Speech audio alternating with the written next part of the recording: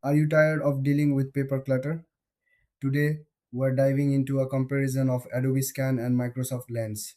Both tools help you turn your documents into digital files, but which one is better for you? Both Adobe Scan and Microsoft Lens allow you to scan documents using your smartphone. They help you save, share, and organize your important papers easily, but they each have their own unique features. Let's start with Adobe Scan. This app is user friendly and offers excellent image quality. It uses smart technology to recognize text, making it easy to create PDFs. Plus, it integrates well with other Adobe products, which is great if you are already in that ecosystem. Now, let's look at Microsoft Lens. This tool is also straightforward and offers good scanning capabilities. It's designed to work seamlessly with other Microsoft Office apps. You can save your scans to OneNote or Word, which is very convenient for users who rely on Microsoft software. So, what are the main differences between them?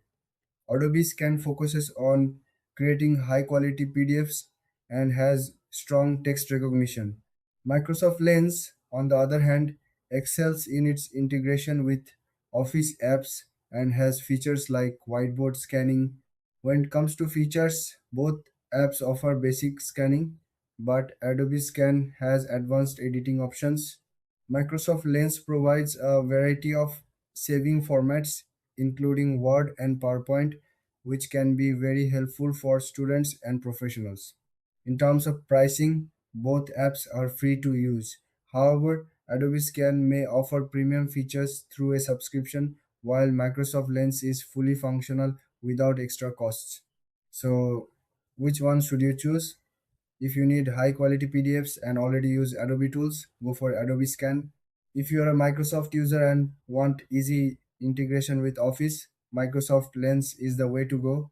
Thanks for watching. If you found this comparison helpful, don't forget to like and subscribe for more videos like this.